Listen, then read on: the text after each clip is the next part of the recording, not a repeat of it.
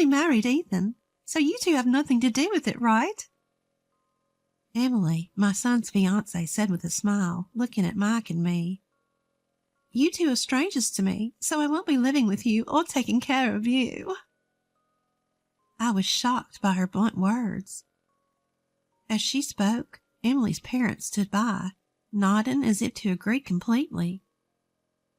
Emily is our precious daughter, and we've raised her with care. We can't allow her to take care of someone else's family, Emily's mother said in a sharp-tongued tone. Though I was taken aback, I answered politely, I understand. Mike and I hadn't thought for a second that we need Emily to take care of us. Yet I thought there was no need for her to say it that way. Moreover, who repeats strangers during a family introduction? I felt a little uneasy, but what Emily's true character revealed at that moment was just the beginning. My name is Michelle, and I'm 71 years old this year. My family includes my husband Mike, who is a year older at 72, and my son Ethan, who turns 42 this year. Ethan, perhaps because he's an only child, has a gentle and relaxed personality. After graduating from science graduate school, he works in research at a major manufacturer. After getting a job, he started living alone comfortably in a condominium near his company. Judging by the rather upscale condominium, it seems he's earning a decent salary. I'm not worried about that, but as a parent, I also hope he finds someone nice to settle down with. Of course, it's Ethan's choice, and I can't force him. That's when it happened. Ethan casually came home and reported, a little shyly, Actually, I'm dating someone right now. I'm thinking of getting married.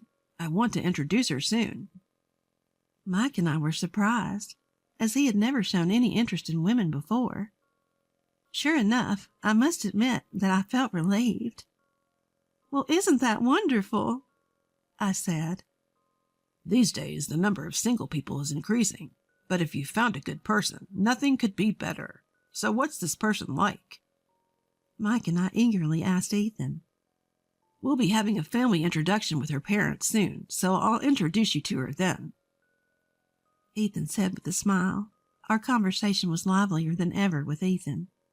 That sounds exciting, I said nonchalantly, letting my imagination wander about who this person might be, without knowing the kind of person Ethan's partner would turn out to be. Eventually, the day of the meet and greet arrived. The location was chosen by the other parents, and it was to be an upscale fine dining restaurant. We, who weren't accustomed to such formal places, were very nervous on that day. Finally, Ethan's girlfriend and her parents arrived. Her name was Emily, 32 years old, 10 years younger than Ethan. With her charming demeanor, shiny hair, and what looked like expensive clothing, she made an impression. I'm Emily Thompson. Nice to meet you, Emily greeted crisply. Her parents, too, were dressed in high-end clothing, which made me think she must come from a well-to-do family. As it turned out, her parents run a company, and Emily works there as well. Ethan and Emily met through a mutual acquaintance, it seemed. Soon the food was served, and we talked about the wedding and other things as the family introduction went smoothly. I was thinking to myself how wonderful it was that Ethan had found a good person when something happened. Oh, but these formal meetups are so stuffy, don't you think? I told them I didn't think it was necessary. Emily suddenly said, her voice shifting. I tilted my head, confused for a moment. I just married Ethan, so you two are not related to me, Emily continued, smiling at Mike and me. You two are strangers to me, so I won't be living with you or taking care of you. I was shocked by Emily's sudden words. Emily's parents seemed to agree, nodding their heads. Emily is our precious daughter, and we can't have her taking care of someone else's family, Emily's mother declared firmly. Feeling shaken, but maintaining composure, I responded carefully. I understand. Just to be clear, we haven't discussed living together or anything like that. We don't plan on it. And we have savings for our care, so we're considering using a facility in the future. I don't think Ethan or Emily will be burdened with anything. Oh, that's good to hear. I could never change someone else's diapers or anything like that, Emily said, her face beaming. Mike and I were at a loss for words, exchanging glances. Certainly the issue of living together and caregiving can be burdensome for young people. We had already discussed that we didn't intend to rely on Ethan in the future and planned to enter a caregiving facility. Even though Emily and her parents didn't know this, I was internally frustrated by her intentionally tactless way of speaking. And after the family introduction was over on our way home, Ethan came running up to us panicked. Mom, Dad, I'm sorry about what Emily said earlier. I think she was just nervous. Maybe she said too much because of that. Ethan tried to cover for her, but all I could say was, well, it's fine. But she's a very frank child, isn't she? We had our thoughts, but Mike and I understood that people nowadays are more likely to express their opinions clearly. However, Emily's words and actions seemed to escalate from there. It appears that Ethan and Emily decided to move forward with the preparations for the wedding. I talked to Ethan on the phone briefly, and he told me that the venue was in Emily's hometown, and the dates were all set according to Emily's convenience. None of Ethan's wishes seemed to have been fulfilled. Mike, having a bit of trouble with his legs, had suggested, "Wouldn't it be better to have an accessible venue?" But it seems he was overridden by the desire for a venue with beautiful decor. Are you okay with that? I couldn't help but ask, concerned. It can't be helped. The wedding is mainly about the woman. Sorry to Daddy, though. While that was indeed true, I became a little worried as Ethan's wishes were being entirely ignored. I need to prepare for the ceremony now. I'm busy, so I'm going to hang up. As Ethan was about to end the call, I asked hurriedly, You're busy, but Emily is helping, right? Emily is busy attending bridal beauty treatments, so I'm in charge of the details. I see. I had thought not to interfere in their affairs, but something seemed off. Since they said they'd come to our house on their next day off to discuss the wedding, I thought about taking the opportunity to talk to Emily a little. I don't intend to be nagging or intrusive, but since Emily is marrying my son, I thought that if I could get to know her better, I might see her good side. And so the weekend arrived. As planned, the two of them came over to our house. After chatting for a while, Ethan and Mike went out to the porch to smoke, leaving the room. Only Emily and I were left in the living room. I thought this was a good opportunity, so I spoke to Emily with a smile. Emily, Ethan really loves hamburgers. I think he'd be delighted if you made them for him once in a while, or maybe you've already done that. When I said that, Emily opened her mouth seemingly uninterested. Is that so? I hate cooking, so I won't make it, you know. It's messy, and my parents told me I don't have to do such a thing. I prefer to eat at nice restaurants, and I don't like hamburgers, so I'd rather have pasta every day. I was stunned by her response for a moment. What was this woman talking about? Well, Emily, you're working too, so cooking every day must be hard, so it's good to eat out once in a while. I finally managed to say that, but Emily continued. That's what I'm saying. I'm not going to cook at all. I don't want to do anything so bothersome. And don't worry. I plan to hire a housekeeper for all the other chores. I mean, I'm going to quit my job once we're married. What? I was starting to lose comprehension. I felt a headache coming on. If you're quitting your job and not doing household chores, how will you pay that housekeeper? Emily said smugly. Of course, Ethan will be paying for that. I'll be busy hanging out with the friends. but taking piano lessons is part of my hobbies. I don't have time for work or housework. That's why Ethan needs to earn more. To be honest, his salary is a little less than I thought. I feel like he's not trying hard enough. I want to tell him to work harder. I was at a loss for words and looked down silent. As I was doing so, Ethan and Mike returned, and the conversation was interrupted. After seeing Ethan and Emily off at the front door, I stood there filled with frustration and confusion. I knew Emily was an honest person, but would she really say all that? Or was Emily just using Ethan? Doubts rapidly spread in my mind. Mike, noticing my expression, asked me what had happened.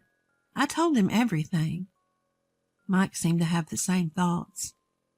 I thought it was odd when we met at that upscale fine dining restaurant, but saying all that, is Ethan okay? I talked to Ethan, but it seems like Emily has managed to convince him.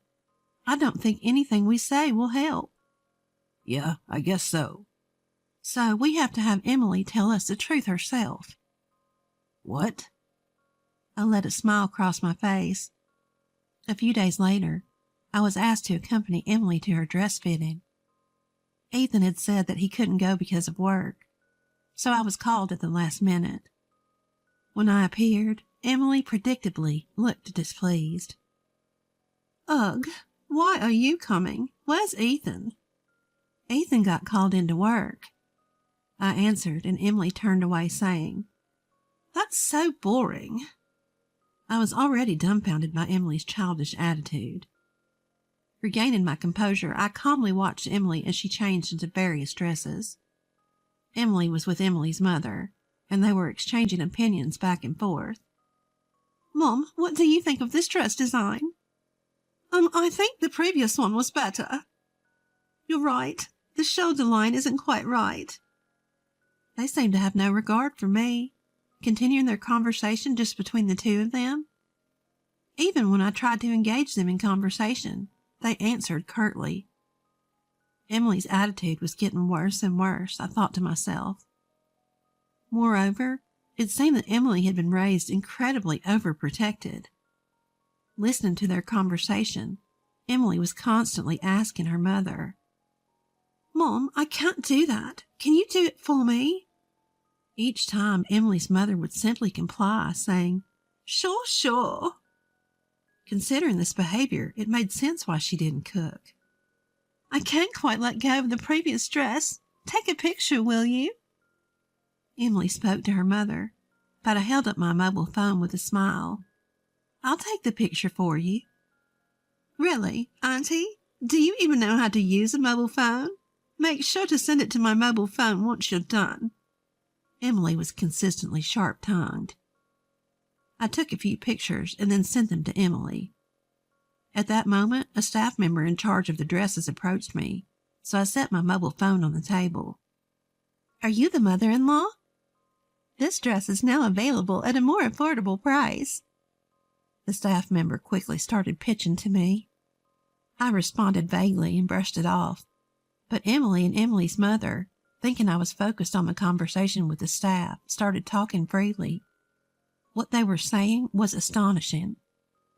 Thank goodness we found a good cash cow, huh? Really, I'm glad he seems like a nice person. Yeah, he's a plain and unimpressive guy, but he has a decent income. His income and education are his only redeeming qualities. With that unfashionable appearance, if he couldn't marry me, he'd be single for life. His only worth is to spoil me after all. Emily, you shouldn't speak so bluntly, even if he's a stranger. I say it because he is a stranger. That old lady was showing off too, saying she doesn't need care because she has money. She must be hoarding quite a bit.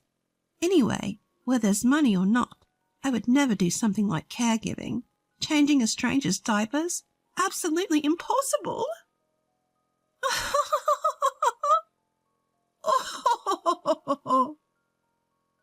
As Emily laughed saying that, Emily's mother also started laughing. Being spoken about so openly, I felt more astonished than angry. Emily indeed showed her terrible true nature. I ended the conversation with the staff and turned back to Emily and her mother. I have plans for today, so I'll be heading home. Is that so? Thanks anyway. Emily responded indifferently, not even looking at me. Leaving the chattering duo behind, I walked out of the dress shop. If they consider me a stranger, I won't hold back either. My plan was already in motion. That night, Ethan and I were visiting Emily's house. It was my first time at Emily's house, and I was surprised. I had heard that Emily's house was a fairly large single-family home, and indeed it was spacious, but it was completely neglected. Weeds were going wild, and the window glass was cracked. What's going on, Ethan? You said you wanted to see me all of a sudden. Emily, coming out of the house, answered nonchalantly. I need to talk to you. Ethan spoke quietly. Ugh, it's late, and this is a hassle. Let's do it tomorrow. I really need to talk to you. It's important. Ethan, who's usually gentle, was persistent and spoke in a strong tone this time. Were you after my money? What? What are you talking about? Suddenly? There's no way that's true. What's happened, Ethan? Emily started to panic. I didn't think it was true either, but then I heard this. Ethan said that and took out my mobile phone. He pressed the play button on the recording app. Then Emily and Emily's mother's voices were heard. As Emily listened, her face turned pale. Yes, I had recorded their conversation while matching today's outfits. I played it for Ethan after we got back home. I explained it to Ethan myself at first, but he didn't believe me. However, when he heard the certain proof of their conversation, he seemed shocked. I felt sorry for him, but I thought this was the only way to wake him up. The conversation played. They were bad-mouthing Ethan, calling him a money tree and worse. This is some kind of mistake, Emily stammered. Don't make excuses. Emily's shoulders trembled at Ethan's sudden anger. I was surprised, too. I had never seen the unusually mild-mannered Ethan so angry. I'm shocked that you thought of me that way. Even when you did whatever you wanted, I tried to bear it, because I wanted to do my best to meet your wishes. But you never had any affection for me. I can't marry someone like that. The engagement is off. I'll cancel the wedding. Ethan stated firmly, and Emily fell silent. Then, just when I thought she had been quieted, she turned on us, glaring. If you found out, it can't be helped. But since you're the one calling off the wedding, you'll pay the cancellation fee and the compensation for breaking the engagement, too. Ethan exclaimed. What? She was a greedy, outrageous woman. However, I calmly told her, Do you think you're in a position to say something like that? Aren't you the one at a disadvantage? I challenged, holding my mobile phone up to Emily. This audio recording is evidence. You clearly stated that you're after my son for his money. You know what will happen if this gets out, right? My words sent Emily into a panic. Wait a minute. Mother-in-law. Mother-in-law? There's no reason for you to call me that. You're just a stranger in the end, aren't you? I laughed at Emily, who was at a loss for words. As you wish. I'll treat you as a stranger forever. I held back on speaking my mind because I thought you would become Ethan's wife. But if you're a stranger, I can say whatever I want. You're a money-hungry, useless woman. Ethan deserves better than someone like you. Emily's face turned bright red, whether from anger or embarrassment, and she trembled violently. Eventually, sensing something was amiss from our exchange, Emily's parents hurried over to us. What's going on here? I responded with a smile to Emily's mother, who asked with a composed face. This marriage is all. It seems your daughter was referring to my son as a cash cow. We'll be billing you for the compensation for the broken engagement and the cancellation fee for the venue. Emily's parents turned pale at my words and began to stammer excuses. But I had said all I needed to say, and we had no more business in this house. Let's go, I urged Ethan, preparing to leave Emily's house. But before we left, I turned back to her parents and added one more thing. Oh, by the way, it seems you've been neglecting the care of your home. It's unbearable to look at. Perhaps you should focus on that instead of expensive clothing. With those final words, Emily and her parents were left speechless. Without looking back, we briskly left Emily's house behind. After that, Ethan and I quickly sought legal representation and demanded compensation from Emily's family. It was for the compensation of the broken engagement and the cancellation fee for the wedding venue. In such cases, disputes often arise, hinging on he said, she said. But thanks to the recorded evidence, the process went smoothly. We won the case, and Emily's family was burdened with debt. Later on, we heard that Emily's parents' company had already gone bankrupt. They used to be wealthy, living in a large house with a housekeeper and enjoying a carefree lifestyle. But a few years ago, with the economy taking a downturn, her father's company went under. They had been struggling financially, as could be seen from the condition of their dilapidated house. Yet Emily's family couldn't give up their flashy lifestyle. Even after going bankrupt, they kept up appearances, pretending to run a business, and never stopped wearing expensive items. Emily seemed to have hardly worked at all. After her parents' company went under, working outside the home was never an option for her.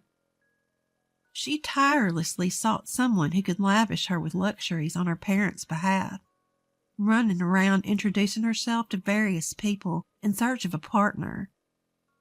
She claimed to be a company president and played the part of a refined lady with her whole family.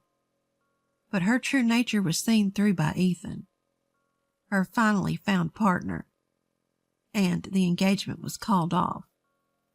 After that, she approached various men, but her true identity was always discovered, and now it seems no one wants to associate with her. Ethan heard rumors from acquaintances about how the whole family was in dire straits. As for Ethan's life afterwards, after a few years, he met a wonderful person, and they married right away. She's an honest, kind, and loving woman. With her, there's nothing to worry about, he thinks. Even though a lot has happened, I'm truly glad that Ethan has found happiness. Every time I see Ethan's calm smile, both Mike and I feel a sense of joy.